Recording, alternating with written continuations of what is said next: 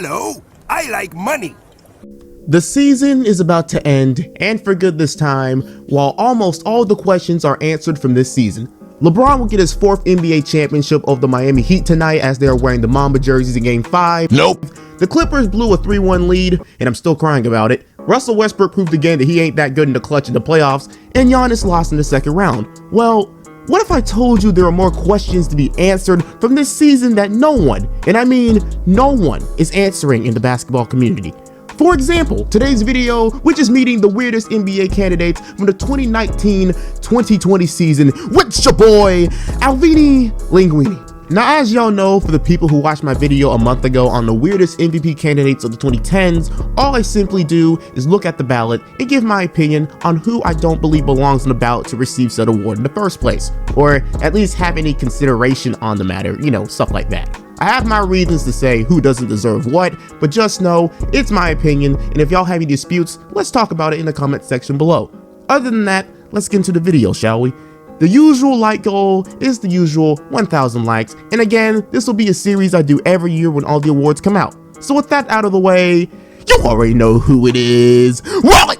He incurred an injury dealing with weights in the weight room, so he stitched up in the left hand doing all this. It's over, ladies and gentlemen. First, let's start things off with Rookie of the Year. The award was given to the best regular season rookie with a little bit of narrative and story for the rookie on some type of scale, as most awards are given. It's exactly why Ja Morant won Rookie of the Year over second place and at least first place votes, Zion Williamson. Ja had a great start to his career while playing 67 games and almost leading his team to the playoffs. Zion, on the other hand, had a better statistical season, but playing 24 games hurts his chances drastically, as you can imagine. Also, let me just go on and say this last bit. Joe Crowley of Sun Times, you're dumb. I was going to say something a whole lot worse, but considering this is YouTube and I'm a poor college student, I would like to have mid-roll ass here, so let's just keep it there. He called Zion Williamson's season more impactful, like he wasn't on the bench watching for most of the season and on a minutes restriction. But again, let me go on and get away from that and say the winner of the weirdest Rookie of the Year candidate of the 2019-2020 season, which is RJ Barrett. Now, New York Knicks fans, I promise I won't say anything too mean like I did in that one particular video, but there should be no fucking reason RJ Barrett should be on the ballot. And the thing that makes this thing so much worse is that his one and only vote was a third place vote. RJ Barrett this season averaged 14 points, 5 rebounds, and 2 assists a game while shooting 40% from the field, 32% from 3, and as a shooting guard, 61% from the free throw line. If anything, either he shot too much or his shot selection was terrible. Anyways, he did not bring enough to the table to even be considered a candidate. Plus, his team was the 6th worst team in the league record-wise, and having a minus win share should be enough to complete this claim. The honorable mention for this ballot is going to Terrence Davis, but only because he came off the bench, but at least he was a positive to his team, unlike RJ. Let's hope him the best for his career, or staying in New York might be very depressing for the rest of his life or career, whatever. Next, we have the most improved player that went to Brandon Ingram in a tough race between him and Bam Adebayo.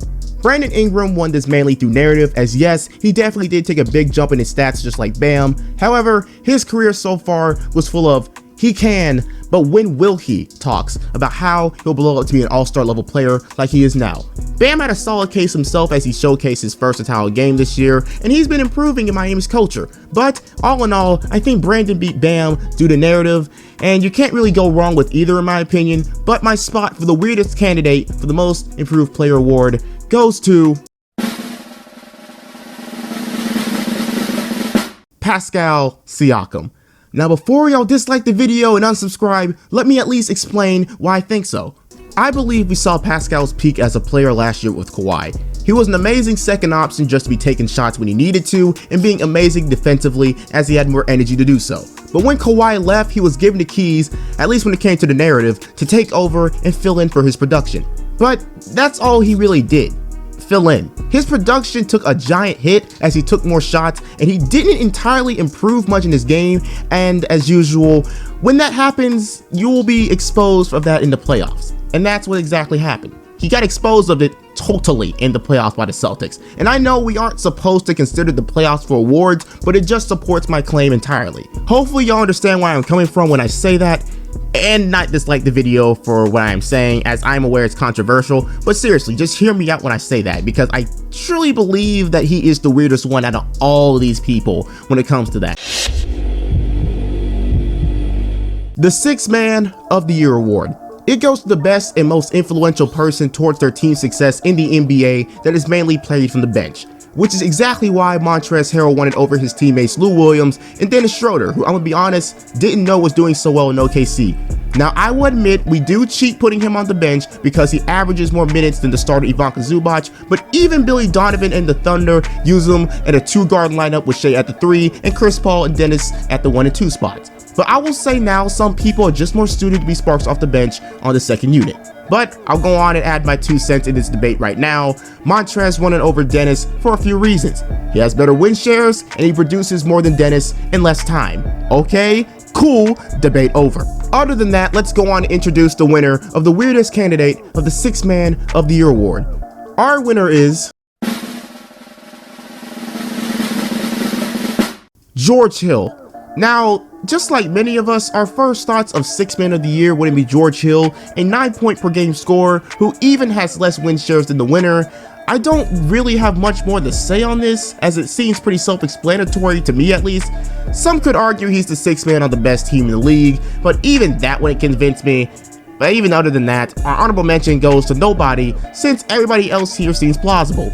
Even Dwight Howard. Kidding, he is the winner of this, because 7 points, 7 rebounds, and yeah, no. Now we come to Defensive Player of the Year, which funny enough had a lot of debate over who should have won it, which usually does not happen from year to year. The winner of this award was Giannis, and it was well deserved due to him being leading the Bucks to the best defensive rating by far, lowest paint defense by far, and the 8th lowest opponent's points per game. His overall presence on defense was keeping people out of the paint, as he and Brook Lopez anchored it. Brook was even a contender himself. It was mainly due to Mike Budenholzer's defensive playing plan of making teams make threes before they can go into the paint. And yes, while everybody had their own case that got first place votes, the only person I have a concern with is, well, you know what? Let's meet him. For our selection of the weirdest Defensive Player of the Year candidate of this year, the winner is Andre Drummond, who even though has a first place vote, only received 5 votes in total. Now, why is this the case? Well, let's look towards the culprit of this basketball crime, Greg Logan from Newsday, the one and only man who gave him a first place vote. His reasoning, well, it comes down to basically nothing. Really tough to apologize for voting for #1 NBA rebounder and #1 NBA shot blocker. Over past 3 seasons versus #Nets, Drummond averaged 19.1 rebounds, 1.4 steals and 1.7 blocked shots. Who else has those defensive numbers? The answer is no one. The fact that he based this against one team should give him a first place vote to a fucking mental institution. Anyways, yes, his block, steals, and rebounds are impressive, but y'all wanna know something about why he shouldn't even be considered in the first place? Do you see these 2 teams here? Yes, it's the Cleveland Cavaliers and the Detroit Pistons, the 2 teams that he was a part of this season. What do they both have in common? Well, they are both bottom 5 teams in the league for opponents' points in the paint. I mainly mean this towards his time with the Pistons, since he only played 8 games with the Cavaliers, but hey, same thing, shouldn't be on the ballot. Honorable mention for this is of course Jarrett Allen. No, just no. I don't even, why is this nigga even here? And now, the final award. The award everyone is eager to find out who wants, then go straight to Twitter to complain if it isn't someone they expected. And in this case, that feeling remains because the winner was Giannis Antetokounmpo for the 2nd year in a row. Now I'm gonna go on and say this, he deserved to win this award. He is the best player on the best team in the league statistically and record-wise, even though it's in the East, but let's be real here, the East is a whole lot better than in recent years. Anyways, yes, again, he deserved it. What he did on the offensive and defensive end altogether creates a legendary campaign in the regular season. Now, people were arguing that LeBron deserved it, and for some reason James Harden, but what Giannis did was just more, how do you say, impactful. Anyways, let's bring in our selection for this winner of the weirdest MVP candidate for the 2019-2020 season. The winner is Jason Tatum. Now I keep my reasoning short and simple. He's on a team with 2 other 20-point scorers, and just to be frank, it's pretty cool that he is. But what makes Jason more valuable than Jalen and Kemba, who both in their own ways can take over games, especially Kemba Walker? This is going to be a debate, and I can already tell, so just go on and leave me your thoughts on this one. It's one vote, so it really means nothing, but it's still something to think about and to talk to with your other basketball peers. Anyways, with that last selection, this is the end of this video, and I already know that I made some enemies today with my thoughts, as I always do, because my thoughts are always the controversial kind, but we're not going to go into that. With that being said, what do you think about my thoughts on today's subject? All replies will be appreciated in the comments below, as I read all of them and respond to a good bit of them. Again, like the video for more weekly basketball content, check out my social medias for the inside life of Alvini and other channel news, check out my Twitch where I stream weekly and have to go through shit like this all the time. Look at this, I'm doing the Andrew Bynum glitch, I'm doing And lastly, if you want to talk to your boy, there's always my Discord. With that out of the way, this is your boy, Alvini Linguine, saying peace. And let's hope Bronny James doesn't die when LeBron comes back home from winning his ring.